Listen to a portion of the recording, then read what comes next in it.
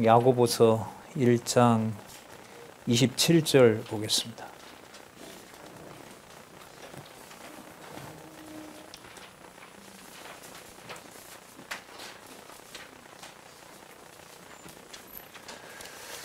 야고보서 1장 27절 제가 읽겠습니다.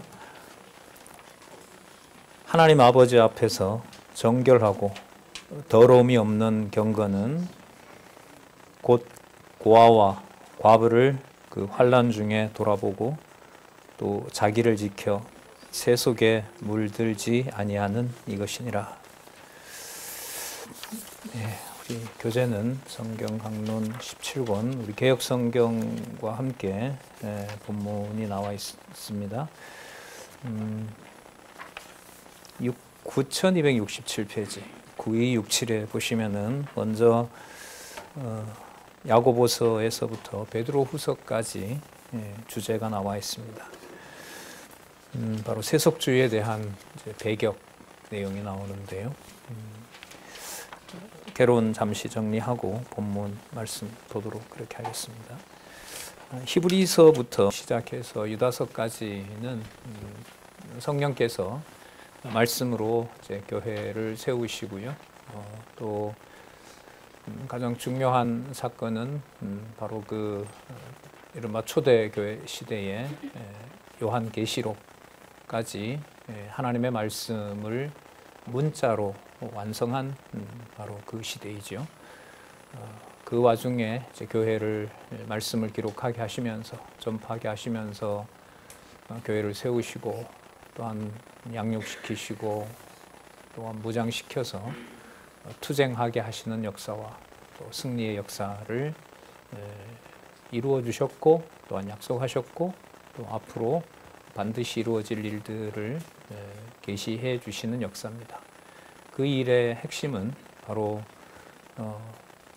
세상을 창조하신 바로 창조주 전능자 하나님이 창세전부터 계획하신 것을 성취하시는 바로 여호와이시다. 그래서 여호와의 영원하신 존재와 또 그분의 영원하신 계획에 따라서 예수 그리스도를 이 땅에 육의 몸으로 보내신 언약을 구약에서 해주신 거고요. 그것을 실체로 이루신 내용이 바로 신약시대 또 교회, 신약시대 교회, 신약교회라고 그렇게 말씀을 우리는 알고 있습니다. 히브리서에서부터 요한 1, 2, 3서를 지나서 유다서까지 교회 투쟁은 우리가 히브리서에서 살펴본 것처럼 유대주의를 경계하도록 합니다. 이 유대주의는 유대인들이 자기네들이 보는 성경, 구약 성경이죠. 그리고 자기네들이 이해한 예수, 개종을 하는 일이 일어나니까요.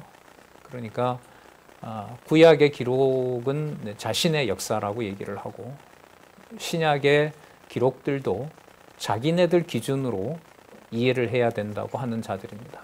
이들이 바로 유대주의입니다.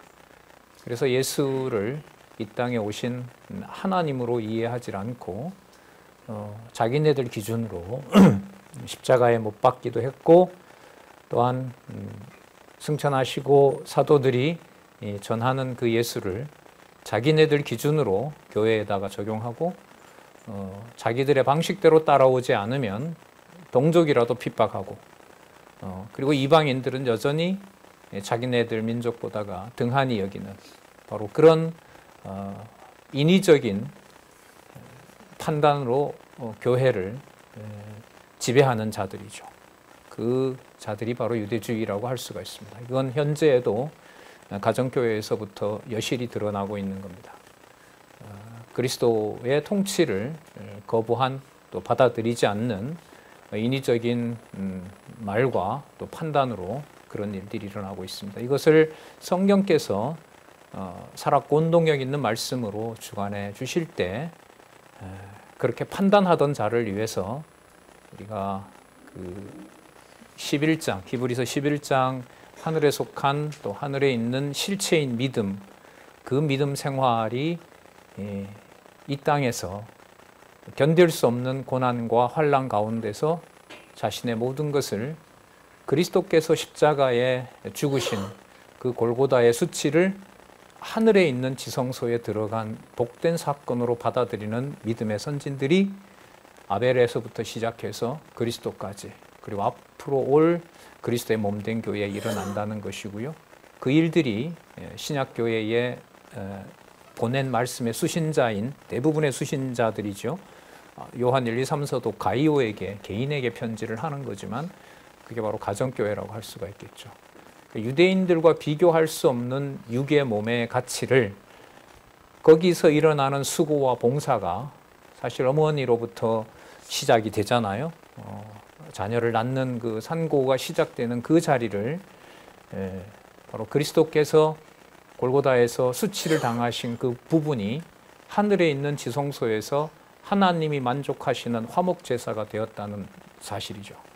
그 내용을 깨닫게 하심으로 히브리서 11장, 12장, 13장에서 그런 말씀을 인도하는 자를 귀하게 여기도록 하시는, 그게 바로 하늘에 속한 오늘 우리 첫 시간 연구반에서 나왔죠. 이 땅에 기록한 문자를 내가 이해하고 내가 파악한다는 것이 의문의 법입니다. 의문의 법은 뭐 하는 거라 그랬죠? 죽이는 거라고 얘기를 했습니다. 그러니까 유대인들이 교회를 죽이는 거였고 그리스도를 죽였고 자신의 지체들을 자기의 말을 듣지 않으면 죽이는 겁니다. 무엇으로요? 자신들이 보는 문자로. 굉장히 무서운 겁니다. 대한민국에 예를 들면 뭐 곧 있으면 이런 여러 심각한 재판들이 시작이 되는데 기초가 뭐죠? 헌법에 따라서 법이 죽이는 겁니다. 그 법을 경계하면서 죽일 수 없는 그 나라를 우리는 기억나실런지 모르지만 히브리서 12장 22절, 23절, 24절에서 하늘에 있는 소개받았습니다. 이 내용이 여러분 야고보서에서부터 베드로후서, 특히 오늘 시작하는 세속적 행위를 배격하는 야고보서의 중요한 기초입니다. 일화를 하나 말씀드리면 1517년 종교개혁을 하고 보편적인 언어로 사람들에게 하나님의 말씀을 교황 권위가 아닌 성경 권위를 주장하면서 수십 년에 걸쳐서 그 독일어, 일반 독일 백성들이 읽을 수 있는 그 독일어로 성경을 번역한 종교개혁자 마틴 루터를 여러분 알고 계실 겁니다. 이 루터가 번역을 하면서 문제에 직면하는데요. 로마서를 보니까 믿음으로 말미암아 의를 얻는다고 했는데 이 야고보서 보니까 혓바닥 잘못 놀리면 지옥 간다고 이해를 해버린 거예요.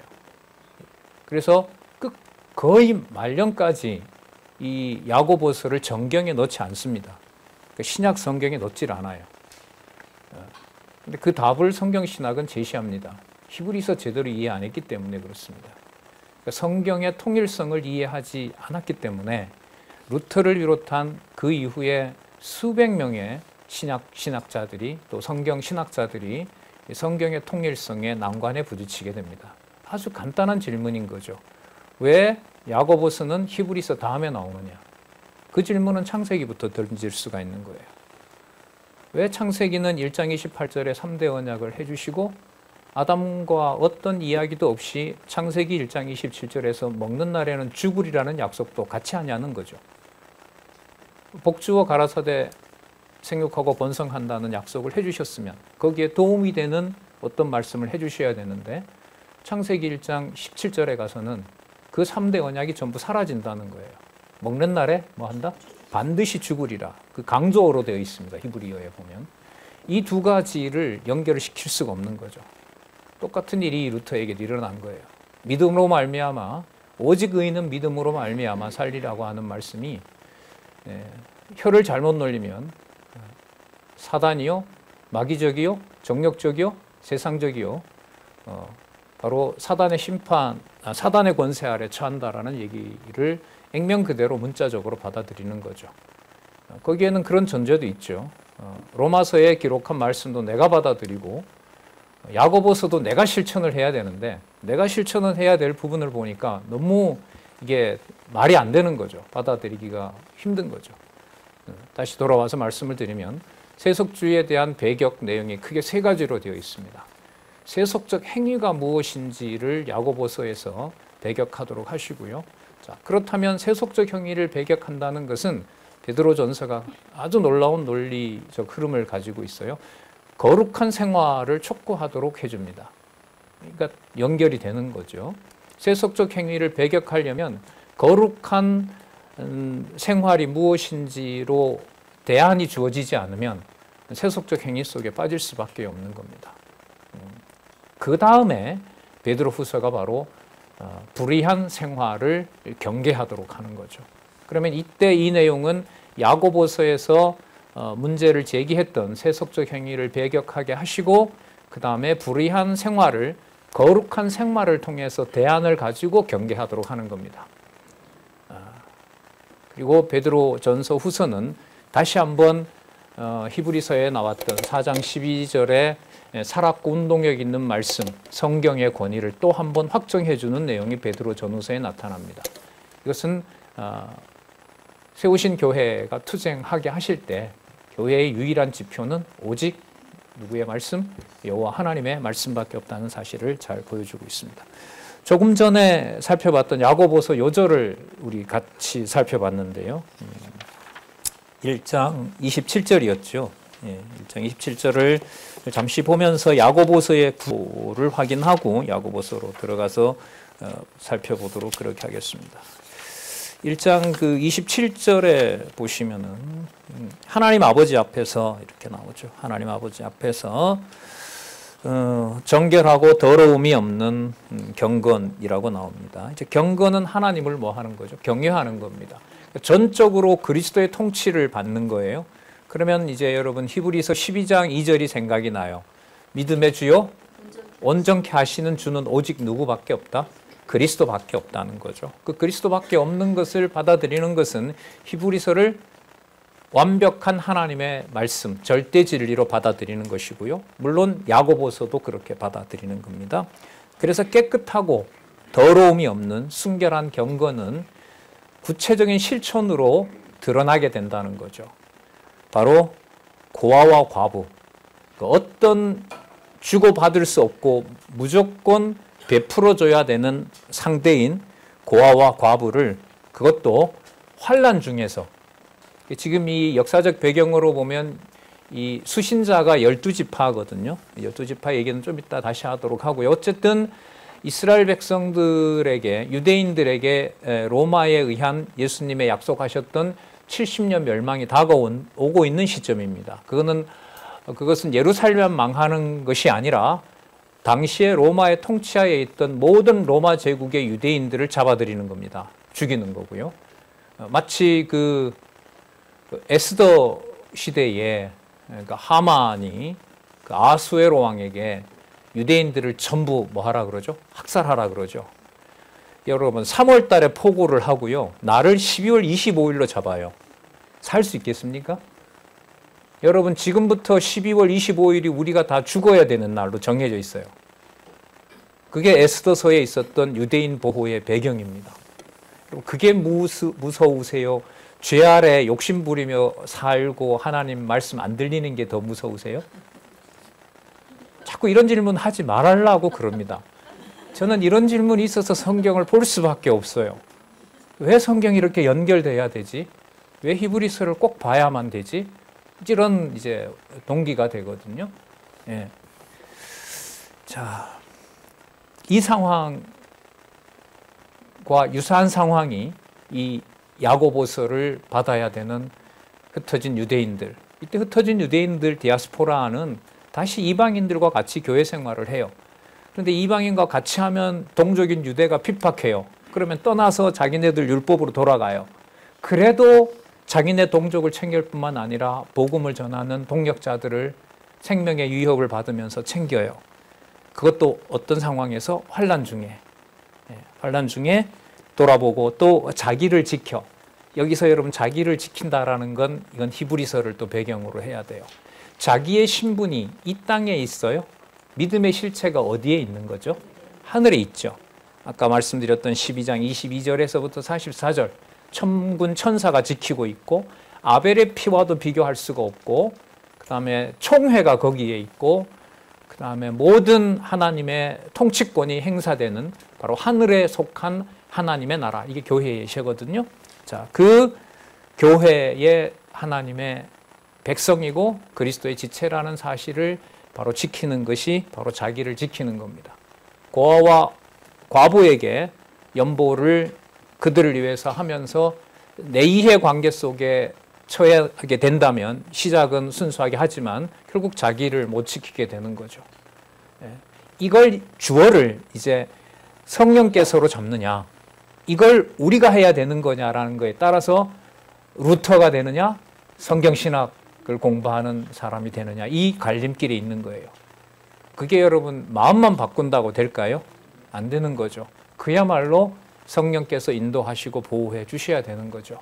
그렇다면은 규모는 다르지만 성령께서 자기를 지켜 고아와 과부를 돌아보게 되는 행위에 아름다운 마음으로 가정교회에서부터 그 생활이 이루어지는 것도 볼 수 있는 시각이 열리는 거죠. 그러니까 부모의 희생과 수고로 자란다라고 하는 것이 부모가 수고했고 내가 그걸 갚아야 된다는 것으로 보게 하느냐, 주 예수 그리스도의 십자가의 죽음이, 그 처절함이 내가 아이를 낳고 섭섭함이 가득 차는 시간을 보내야 되고 거기에 어떤 보상도 없이 모든 걸 다 내려놔야 되고, 하지만 그 보상이 돌아오지 않을 때 화가 나고 치밀고 화가 치밀어 오르고 모든 인생 필요 없는 것처럼 별 의미 없는 것처럼 가족마저도 외면하는데 뭔 삶의 의미가 있느냐라고 그렇게 자신을 그야말로 세속적 행위로 판단을 해버리게 되면 자기를 지킬 수가 없는 겁니다. 그러니까 눈에는 매일 유대인들이 성경을 보는데 정작 그 성경에 약속했던 메시아가 오셔서 전하는 말은 듣기 좋아요, 싫어요? 듣기 싫은 정도가 아니라 뭐 해버려요? 죽여버리는 거죠. 히브리서에는 뭐라 그랬죠? 그리스도를 다시 짓밟아버리는 그런 일들이 벌어지는 것이 가정교회의 출발입니다.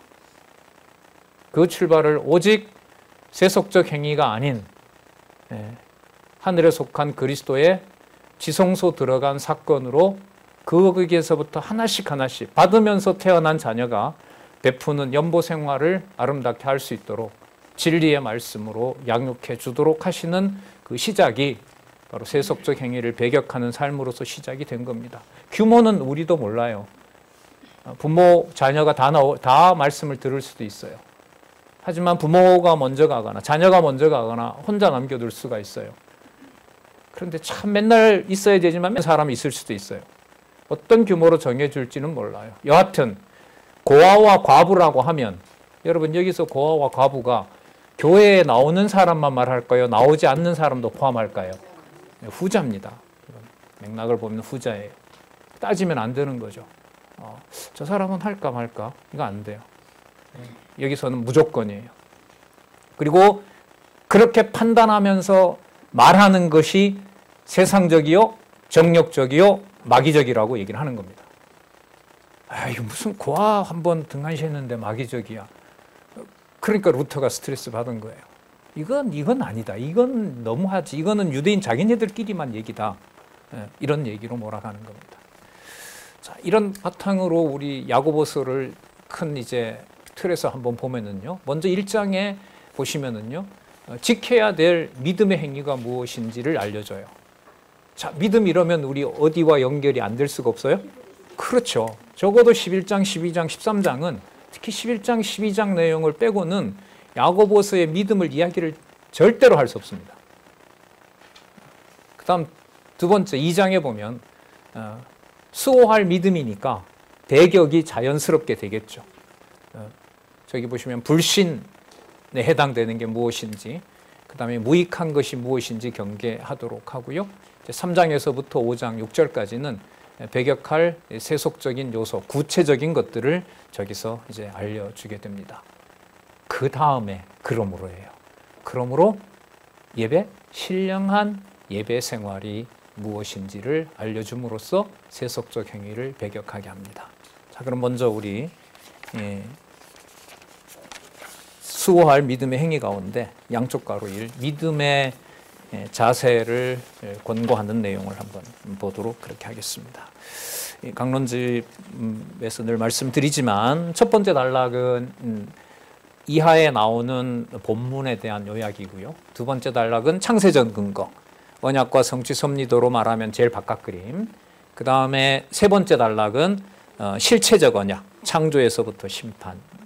그리고 본문에 대한 구약의 근거, 제시. 이렇게 구성이 되어 있습니다. 전 성경 강론집이. 그러니까 구약에 언약했던 메시아를 이 신약 시대에 성취하신 여호와. 그래서 모든 사건의 의미는 누구의 계시? 여호와의 존재와 사역, 또 그의 속성을 계시하는 사건. 자, 그렇게 해서 우리 아까 장로님 평생의 그 남은 삶에 대한 기도도 했지만 뭐 후배인 저로서도 당연히 그런 걸 하지요.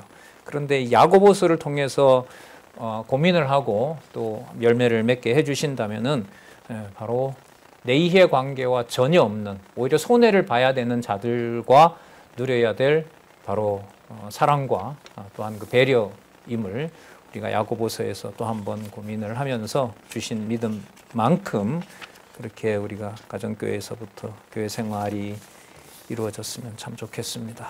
항상 모든 삶이 여호와를 부르기에 여호와께서 예수 그리스도를 통하여 여호와를 부르기에 가장 좋은 여건으로 만들어가는 삶, 이게 바로 최선의 삶인 거고 이제 우리가 요즘 좀 익숙해진 바로 절대가치인 삶이라고 생각을 합니다. 1장 1절에서부터 4절을 보시면 먼저 15절 중에서 믿음의 자세를 공부하는 내용 중에 4절까지 보시면은요, 문안 후에 무엇을 기쁘게 여긴다? 시험. 자, 이제 이 저자는 시련으로 바꿨죠. 시련이라고 바꾸면 또 어디랑 연관이 돼요? 히브리서 12장. 뭐 하지 않는 아들은 뭐 하는 누구의 아들이 아니다? 징계하지 않는 아들은 아들이 아니다라는 거죠. 그 징계의 완성은 그리스도가 십자가에서 골고다에서 당하신 거고요. 그가 당하신 것이 아버지께 순종을 배우게 하신 일이기 때문에 어디에 있는 지성소에서 제사를 완성하셨다? 하늘에 있는 지성소에서. 자, 하늘의 지성소라는 말은 이제 그 야고보서에 가면 나와요. 이게 반복이 돼요. 하늘로부터 내려오는 지혜로 강조가 됩니다. 하늘로부터 내려오는 지혜는 조금 전에 얼핏 말씀드렸습니다만 기록된 문자의 주체를 인간으로 보고 기록된 문자 정보의 수행자가 내가 된다라고 하면 그건 유대주의자인 거고 뭐가 되는 거죠? 세속주의자가 되는 거죠. 그걸 교회에다가 밀어붙이면, 가정교회에서부터 밀어붙이면 그 가정의 주관자가 그리스도가 아니라 누가 돼요? 내가 되는 거예요. 그러면 내가 뭐가 되죠? 적그리스도가 되는 거죠. 그게 맞는지 아닌지 확인해 주셔야 돼요. 너 잘못 보고 있다. 그렇게 되어 있지 않다. 그렇게 보지 않아도 성경은 그렇게 해석되는 게 아니다. 확인을 같이 해 가셔야겠죠. 그러나 다르게 보면 그리스도의 심판과 유대주의와 세속주의를 배격하게 한 오직 그리스도가 온전한 주고 여호와 하나님, 그리스도로 보면 하늘에 계신 우리 아버지라고 했을 때 그 아버지의 이름 여호와를 부르기에 가장 좋은 상황으로 그런 가정에 태어났고 그런 부모였고 그렇게 어려웠고 그렇게 감당할 수 없던 시간들이 누구의 이름을 부르기에 최적이었다? 예. 그게 야고보서는 이 지상에 있는 육의 몸에 매이지 않는 세속적 행위를 배격하게 하는 삶이었다는 겁니다. 저는 히브리서에서부터 지금 야고보서 읽고 할 때마다 과거 저도 이제 태어나서 보니까 제가 기독교 가정에 태어났는데 이런저런 좀 마음에 응어리졌던 거, 해결할 수 없었던 거, 그게 여호와의 이름과 연관이 되면서 많은 부분, 거의 근본적으로는 전부 해결이 되고 있는 그런 감사의 삶을 살고 있는데요. 예. 상처는 남아있지만은 머릿속에 모든 영혼 구원이라는 거, 히브리서 10장 마지막 절에 나오죠. 영혼에 이르는 구원, 그 믿음을 11장 1절에서부터 하늘에다 두고 소개를 하잖아요. 그런 맥락에서 우리와는 비교할 수 없이 이제 수십만이 죽어야 되는 예루살렘 침략을 눈앞에 두고 서로 똘똘 뭉쳐 살아도 힘들 텐데 분리가 되어 있고 서로가 서로를 정죄하고 죽이는 바로 12지파 남은 이스라엘 백성들에게, 유대인들에게, 자기 동족에게 바로 문법적으로 보면, 역사적으로 보면 그 기록을 통해서 불타는 예루살렘은 미련 없이 버리게, 어떤 고통과 괴로움과 환란이라도 하늘에 있는 영원한 통치 국가 12장 22절에서부터 44절로 향하게 하는 바로 거기에서 세속적 행위를 배격하게 합니다. 볼까요? 시험을 기쁘게 여겨 인내를 이루기를 권고하는 내용입니다. 자, 1절 하나님과 주 예수 그리스도의 종 야고보는 육신으로 보면 자기 형님이에요. 야고보가 예수님의 동생이니까요. 그런데 그 사도행전에 보면 이 야고보가 바로 예루살렘의 이른바 종교 지도자가 되죠. 사도가 되어 있죠. 사도행전 15장에 바울과 같이 이방인들과 건덕 문제를 수립할 때 그때 바로 이 야고보입니다. 뭐 거기에 큰 이견은 없습니다. 성경 이 신학자들이 12지파에게 문안하노라.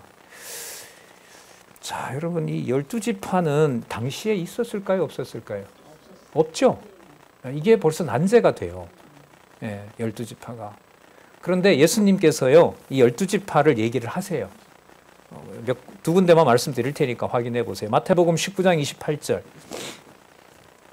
마태복음 19장 28절. 그 다음에 누가복음 22장 30절에 보시면 예수님께서 당신이 유대 나라의 백성으로 와서 전하지만은 12지파와 같이 나중에 왕노릇한다 그럽니다. 자, 그럼 마지막으로 세 번째, 계시록 21장 12절. 여기에 보면 12지파의 이름이 나오죠. 그리고 조금 전에 생각이 났는데 에스겔서 40장에 가면 이미 북쪽 이스라엘은 망했는데 남쪽 유다도 이제 망할 거란 말이죠. 그런데 이상 중에 보여주는 성전에서 나오는 생명수를 통해서 12지파의 땅이 분배되는 내용이 에스겔서에 나와요. 그러니까 이제 어디에 있는 12지파, 하늘에 있는 12지파, 이제 그런 근거는 많습니다. 따라서 여기 12지파는 물리적인 것이 아니라 장차 하나님의 계획 속에 나중에 계시록에 가서 완성되고 또 성취될 바로 이스라엘 12지파, 그걸 여러분 14만 4천이라고 들어보셨습니까? 예, 그것과 관계되는 교회라고 할 수가 있겠죠. 자, 야고보는 흩어져 있는 12지파에게 문안하노라. 자, 2절에 보면 호칭을 잘 보시기 바랍니다. 뭐라 그러죠? 내 형제들아. 5장까지 나타난 야고보서는요, 내 형제들하고요, 더 많은 표현은 내 사랑하는 형제들입니다. 내 사랑하는 형제들아, 내 사랑하는 형제들아, 이렇게 이제 수신자를 12지파를 이렇게 호칭을 합니다. 내가 여러 가지 시험을 만나거든. 자, 시련으로, 역경으로 그렇게 옆에 소개를 하고 있습니다.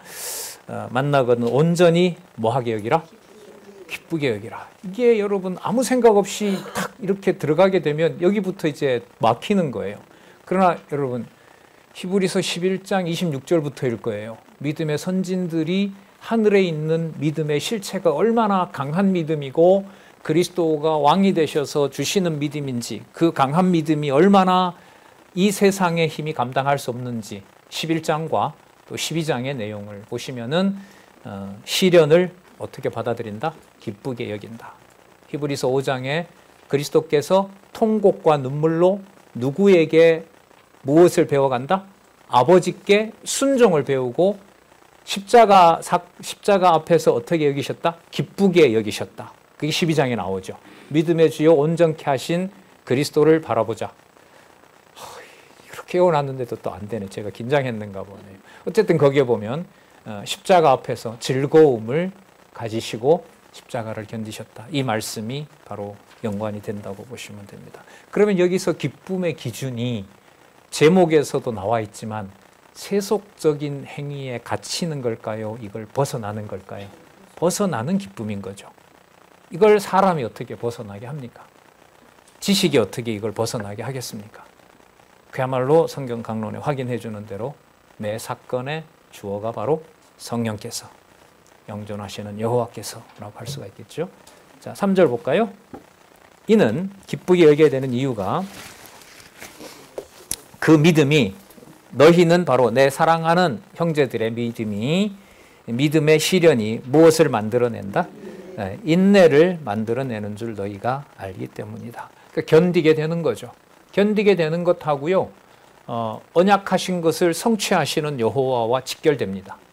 그럼 이때 인내의 핵심은 뭐냐면 받은 여호와의 이름을 그대로 시련을 통해서 그 이름이 더 선명해지도록 하는 것이 바로 인내의 본질이라고 할 수가 있겠죠. 그러면 인내하는 그 철학 사상들, 유명한 사상들이 많습니다. 대표적인 게요, 얼마 전에 책 소개를 누군가 하는 걸 들었는데, 백만장자예요. 소련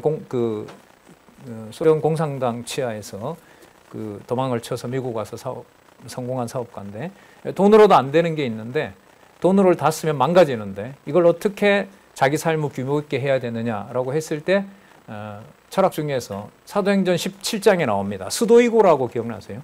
스도이고와 에피구리안 이렇게 나오거든요. 거기 스도이고가 스토아 철학입니다. 스토아 철학이 사람의 언어를 규모 있게 만들고 절제하지 않게 만드는 자기 관리에 있어서는 최고의 철학입니다. 역사적으로 보면. 그래서 로마 군인들의 정신무장에 쓰였던 사상이 뭐냐면 스토아 철학입니다. 스토아 철학은 다가온 패배를 누구의 원망 없이 받아들여요. 원망 없이 받아들이고 평상시에는 자기의 의무를 다합니다. 그리고 인내로 보면은 절제의 미학이라는 것이 자기 인격을 관리하는 데 최고입니다. 그래서 사도 바울을 죽였다고 하는 네로의 스승이 누구냐면 세네카라는 철학자인데요. 그 세네카가 바로 이 스토아 철학자예요. 그리고 바깥에서 봤을 때는 자기 관리가 너무 완벽하기 때문에 복음을 듣고 규모 없이 사는 사람하고 스토아 사상을 주관하는, 믿고 살아가는 절제 있는 사람이 있어요. 여러분, 누가 도덕적으로 더 훌륭해 보이겠어요? 스토아 철학자인 거예요. 근데 우리가 바울이 기록하도록 해서 보낸 편지 보면 전부 문제잖아요. 고린도 교회 그런 그런 성도님들하고 스토아 철학자의 절제 있는 삶을 비교를 했을 때 이거는 100% 200% 답이 뻔합니다. 그래, 적어야지. 자기네들은 유일하신 하나님, 우리 주 예수 그리스도라고 얘기를 하고 규모는 자기네들 교회를 자기가 파괴하고 돌아다녀. 거기에 이제 이단들이 먹히는 거예요. 철학 사상들이 그래, 봐라, 바울이 가르친 거 저거 갖고는 안 된다. 그러니까 로마 철학도 들어와야 되고 이방 신들이 섬기는 하나님을 만나는 그런 신비적인 영지주의라 그러죠. 그것도 필요하다, 이런 게 나오는 겁니다. 그래서 이때 인내가 히브리서에서 말씀을 우리가 확인했던 하늘에 있는 실체로서 믿음과 그 실체를 주관하시는 그리스도가 통치하는 하늘에 있는 총회, 교회, 아벨의 억울한 피와도 비교되지 않는 그리스도의 완벽한 제사를 바탕으로 설명하지 않는 인내라면 이거는 이 세상에서 보이는 것으로 뭐 할 수밖에 없어요. 판단하죠. 보이는 것을 뭘로 판단해요? 혀로 판단하죠. 그럼 그 혀로 그리스도의 교회를 뭐 하는 거죠? 죽이는 거죠. 그리스도의 공로가 저거밖에 안 되니까 이렇게밖에 못 사니 누가 한번 다시 죽어라? 그리스도를 다시 한번 죽어라. 이것 갖고는 시원찮다. 그게 히브리서에서 얘기하고 있는 거죠. 따라서 믿음의 시련과 여기서 이 인내는 4절에 볼까요? 인내를 어떻게? 온전히 이루라. 자, 번역을 이렇게 했죠. 간직해라. 하늘에 속한 인내, 그리스도의 말씀으로 견디게 하는 인내. 하지만 드러난 규모는 주신 분량 따라. 주신 분량 따라. 극과 극을 소개를 하면은요, 동전 2개 드렸던 과부가 많은 연보를 드렸던 부자보다 크다.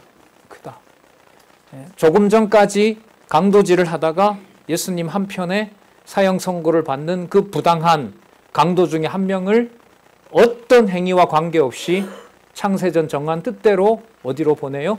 천국으로 보내는 사역을 하시는 바로 대속주 그리스도, 그 사역과 비교를 해본다면은 이 은혜라고 하는 것은 그 성질을 이 땅에 있는 것과 비교하거나 분량으로 측정하거나 그렇게 할 수 있는 게 아닙니다. 여러분 그걸 배제하는 게 아닙니다.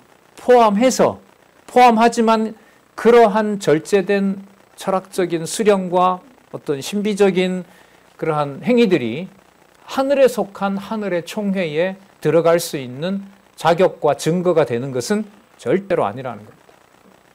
저는 여기에 조금 힘을 실을 수 있는 게 고린도전서 13장 3절이에요. 참 문제로 오랫동안 이 구절을 어떻게 이해를 해야 되는지 보기만 해도 벌써 다 무너지는 자기 몸을 불사름에 내어줘도 뭐가 없으면? 사랑이 없으면. 여러분 그때 사랑은 사람들의 세속적 기준으로 평가할 수 있는 사랑이 아니에요. 아까 그래서 부를 때 뭐라 그랬죠? 내 사랑하는 형제들이라고 했죠. 그럼 그 사랑이 아가페거든요. 그 아가페를 본질로 하는 거기 때문에 믿음의 실현과 인내를 야고보서 기자는 100% 어디에다가 둔 사랑의 기초에서 말할까요? 하늘에 두는 거죠. 그러니까 하늘의 그 통치가 얼마만큼 위대하냐? 그게 압축적으로 가장 선명하게 나오는 내용이 히브리서 12장 22절에서부터 24절입니다. 그 내용이 야고보서에서 세속적 행위를 배격하는 데 근거가 돼요. 몇 번 이렇게 들춰보는 일이 있더라고요. 저도 미리 보니까. 자, 그래서 여러분 그것과 연결이 되지 않잖아요. 그럼 지금부터 나타나는 용어들은 전부 도덕적인 개념이에요. 참아야 된다, 견뎌야 된다, 뭐 해야 된다. 그리고 주체가 도덕이라는 이 틀에 들어가잖아요. 그럼 주체가 누가 되게요? 여러분 도덕이 하나님한테 필요해요? 안 하죠. 도덕은 사람과 사람에게 필요한 거예요. 부모와 자식에게 인륜이 필요한 거고. 그럼 도덕이라는 틀에 들어가면 수행자가 누가 돼야 돼요? 부모가 돼야 되고 자식이 되는 거예요. 여러분이 되고 제가 돼야 되는 거예요. 근데 그럼 이걸 무시해요? 무시할 수는 없어요. 성경이 분명히 기록하고 있는데. 그럼 이 개념이 내가 주관해서 내가 실천하는 거라면 오늘 고린도전서 4장인가요? 5장에 나왔죠? 의문의 법이고요. 서로 강요하고 서로 명령하면 뭐 하는 일이 벌어져요? 너 죽어라 이거예요.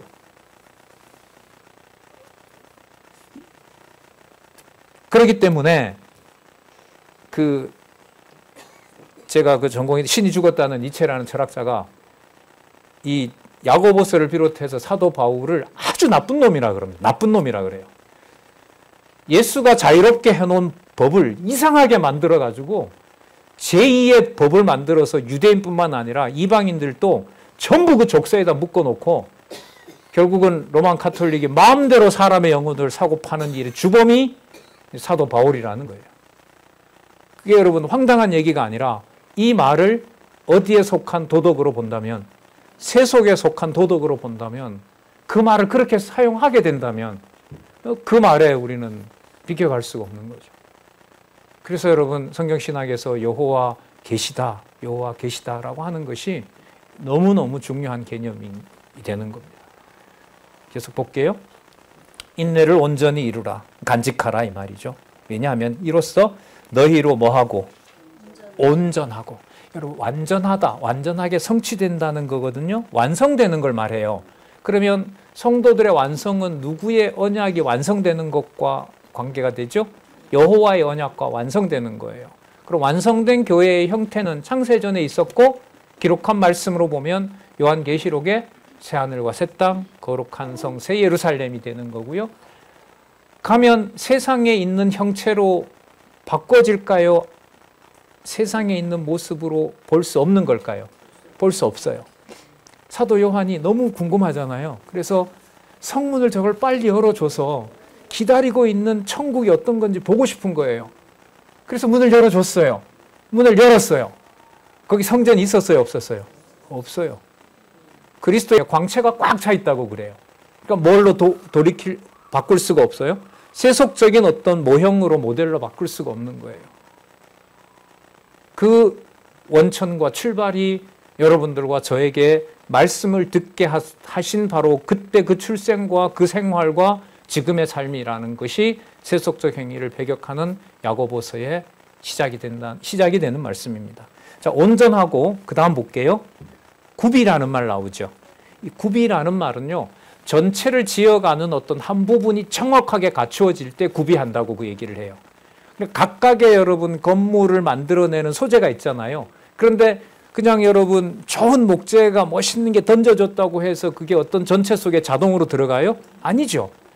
다듬어야 돼요. 다듬어서 어느 자리에 딱 들어갔을 때 이게 이쪽 지붕의 가장 중요한 이렇게 마루를 만드는 거구나. 거기 딱 들어갔을 때 뭐 했다 그러냐면 굽이 됐다고 그래요. 이 헬라어로 보면. 그럼 이게 뭘 염두에 둘까요? 어디에 완벽하게 지어진 나라를 말할까요? 하늘에 있는 완벽한 그 성전을 두고 말하는 거예요. 그럼 여기에서 내려오는 지혜이기 때문에 여기에서 성도가 받은 은사대로 그리스도가 가신 길을 규모대로 가게 하는 그것이 온전하고 구비하여 기다리면서 자기에게 주신 은사대로 어디에 있는 집을 짓게 되는 거다? 하늘에 있는 집을 짓게 되는 거다. 여러분 12지파 얘기 나왔으니 12지파 얘기하면 여러분 더 이해가 되실 거예요. 이 구비 얘기인데 광야에 출애굽해서 광야에 나와서 1년 후에 시내산에서 율법 받죠. 그리고 성막 만들죠. 그 다음에 가나안을 향해서 행군하죠. 그럴 때 동서남북에 몇 지파씩 포진하죠? 세 지파씩 12지파가 포진하고 그걸 민수기서는 뭐라고 얘기를 하냐면 대열 정비. 구름이 일어나면 가고 구름이 멎으면 서고. 예, 서는데 빨리 가려고 해도 1년이 구름이 움직이지 않으면 가지 않고 그 민수기서 요절에 나와 있죠. 여호와의 명에 따라 움직이고 여호와의 명에 따라 진을 치고 여호와의 명에 따라 또 가고 여호와의 명에 따라 또 가고. 그래서 여러분 이 12지파와 관련해서 구비한다라는 말은 이제는 그 집이 어디에 있다? 하늘에 있고 이 땅에 견디는 것은 불쌍하게 그냥 억울하게 원한에 갇혀서 무조건 기다려야 되는 것이 아니라 아버지께 순종을 배우며 하늘에 있는 지성소에 들어간 그리스도의 삶이다. 그게 이 보내는 말씀 아니면 없다. 흔들리지 말기 바란다. 여러분 히브리서 13장에 있는 대로 말씀 전하는 자들을 계속 강조하잖아요. 2번인가 3번인가 강조하죠. 그거 벗어나면 하늘에서 떨어진다. 하늘에 있는 지혜에서 벗어난다. 그 말씀을 하는 거예요. 그래서 여기 보시면 하나님이 각자 준비하도록 해서 그들이 완성된 바로 완벽한 체계. 그게 조금도 부족함이 없는 거죠. 왜요? 누구의 뜻대로 이루어진 거니까. 여호와의 뜻대로. 뜻이 하늘에서 이루어진 것 같이 땅에서도 이루어지면서 에베소서에 있는 대로 하늘과 땅이 뭐 된다? 통일되게 하려는 것이다. 그 실체가 이방인으로서 이 땅에 육의 몸을 가지고 살아가는 여러분들과 제 육체의 신비로움입니다. 이건 내가 나도 평가 못합니다. 그 말은 내가 어떤 정보를 통해서 그 문자 정보를 통해서 이건 나에게 참 맞다. 우리 그런 얘기 많이 하죠. 이 약은 이거 난리간 건데? 뭐 이렇게. 그게 문자 정보에서 나를 관리하겠다라는 거잖아요. 어디에 있는 것으로? 세속적인 것으로. 하지만 그 물을, 이 땅에 먹는 물을 요한복음에 가면 어디에 있는 것에 맞게끔 형질을 바꿔버려요? 하늘에 있는 형질로 바꿔버리죠. 그 사건이 첫 번째 표적이었던 가나 혼인잔치에서 물을 뭘로? 포도주로. 죽은 나사로를 어떻게 해요? 생명을 부활시키는 것으로. 그게 어디에 있는 생명으로 안내하는 길이라고요? 하늘에 있는 생명으로 안내하는 길입니다. 거기에 징계가 필요하다라고 약속하신 것이 히브리서의 약속이었다면 그걸 인내하면서 세속적인 것과 구분시키면서 거룩하도록. 이 거룩성 되게 중요합니다. 거룩성은 여호와 하나님의 5대 속성의 원천이 거룩이라고 보셔도 돼요. 그 거룩이라는 것이 헬라어로 에클레시아예요. 에클레시아가 뭐죠? 교회. 그 거룩이라는 낱말이 신약에서 말하는 교회의 어원이 되는 겁니다. 그게 육의 몸을 가지고 이 땅에 보내신 바로 하나님의 여호와 계시 사건으로서 교회의 지체로서 여러분들과 제가 태어났고 이런 모습으로 살고 있고 이 상황에서 여호와를 부르기에 가장 좋은 그야말로 좀 우리 쓰는 영어로 요성 경우에 갇히지 않고 넘어서는 내재적 초월의 상태로 바로 인내하게 하시는 과정이라고 생각을 합니다. 서론도 했고요. 본문도 좀 봤기 때문에 또 새로운 또 과목이 무겁게 시작을 해서 조금 여유를 가지시고 식사를 하시도록 한 5분 일찍 마치도록 하겠습니다. 본격적으로 5절부터 이 중요한 개념들이 거의 나왔어요. 이 개념들을 히브리서와 연관을 시키는데 초점을 맞추었거든요. 그런 건지 6절부터 좀 확인하시면서 다음 시간에 또 뵙도록 그렇게 하겠습니다. 기도하겠습니다. 하나님 아버지, 말씀을 통해서 여호와 하나님의 이름을 이런저런 경우에도 늘 생각나게 하시고 때로는 두려운 마음으로 여호와를 부르게 하시기도 하고 때로는 즐거운 상태에서 때로는 낙담한 가운데서 때로는 외로움 가운데서 신앙생활을 하는 교회 생활에서도 나 홀로 여호와의 이름을 찾게도 하시는 너무나 놀랍고 기묘하신 여호와 하나님, 이 진리의 말씀에서 귀한 우리 동역자들, 지체들 낙오되지 않도록 하늘에 있는 지혜를 우리에게 허락하여 주시옵소서. 예수님의 이름으로 기도드렸습니다. 아멘.